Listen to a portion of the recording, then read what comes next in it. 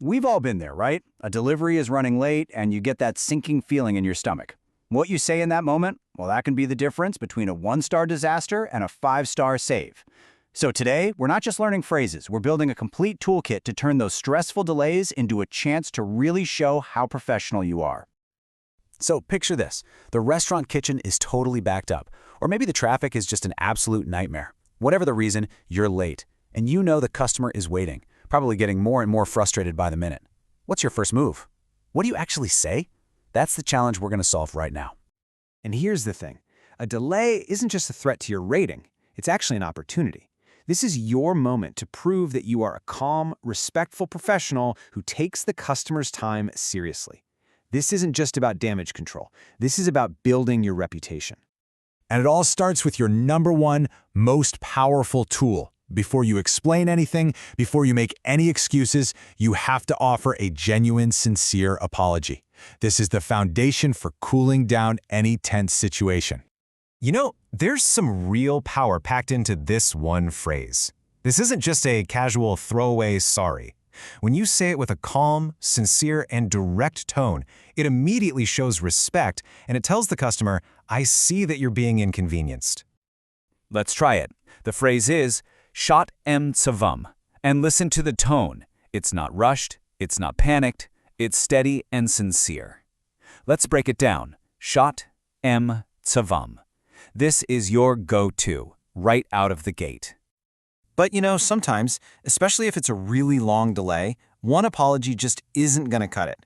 If you can still feel that frustration from the customer, you need to double down and reinforce your sincerity.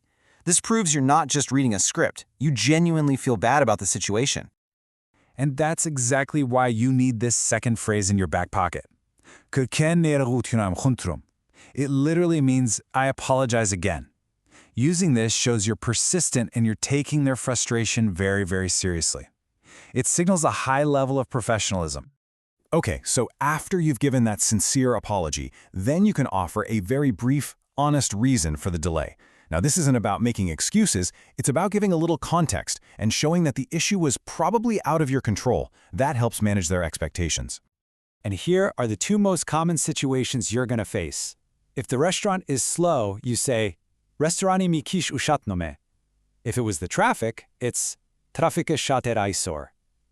See how simple and direct they are? You're not blaming anyone, you're just being transparent about what happened.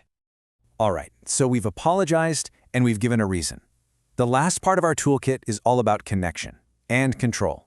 First, you connect with the customer by showing you understand how they feel, and then you control the end of the conversation to leave a positive, lasting impression. This next phrase is incredibly powerful, especially if a customer is visibly upset. Saying "I understand you" isn't the same as saying "I agree with you" or admitting you did something wrong. It's about validating their feelings. You're just saying, "I hear your frustration and it makes sense." This can instantly bring the tension way, way down. Let's say this one and really focus on the delivery. It needs to be empathetic and calm. Haskana memdez. Just imagine you're looking them in the eye, maybe giving a slight nod. You're communicating that you get it, not just with your words, but with your whole vibe. And please remember this. The last thing you say is often the only thing a customer really remembers. Even if the delivery was super late, even if they were really annoyed, you get one final chance to reset the whole interaction and save that rating. And this is how you do it. This phrase is your key to ending every single interaction, good or bad, with total grace. It's polite, it's warm, and it leaves the customer feeling like they were respected no matter what. Just listen to the warmth in this. Gegatsi kiereko dzes. You say this with a small, genuine smile. You make eye contact, and then you walk away. It's a clean, professional, and positive end to the conversation, no matter what happened before it. Okay, so we've got our three tools: the apology, the reason, and the empathetic close. Now let's put it all together and see how this works in a real-world scenario. Let's watch how a pro handles this, from the first phone call all the way to the drop-off at the door. So first thing to notice, the courier calls ahead. Being proactive is everything. He starts immediately with that sincere apology, "Shadam savam," and then gives the honest reason, "Restorani mi kish ushatsnume." It's a perfect execution of steps 1 and 2. So, the customer isn't happy. You can hear it. But they've accepted the situation. That proactive apology already stopped things from getting worse over the phone. And now for the moment of truth, the face-to-face handoff. The customer is still clearly frustrated, and they say it directly. How the courier handles this exact moment is absolutely critical. And there it is, the full toolkit in action, all in just a few seconds. He uses that reinforced apology. Kırkin nerogotun em khndrum. Then he pivots immediately to that clean, positive close. Geretik yeregodzes. He stayed calm, he stayed in control, and he ended the whole thing on a high note. Beautiful. So what's the big takeaway here?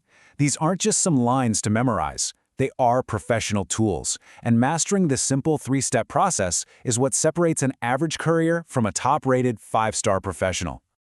And this is exactly why it matters so much. Using these tools directly protects your ratings. It lowers your stress because you feel in control, it properly manages what the customer expects, and over time, it builds your reputation as someone who's a true professional. This is how you win at this job.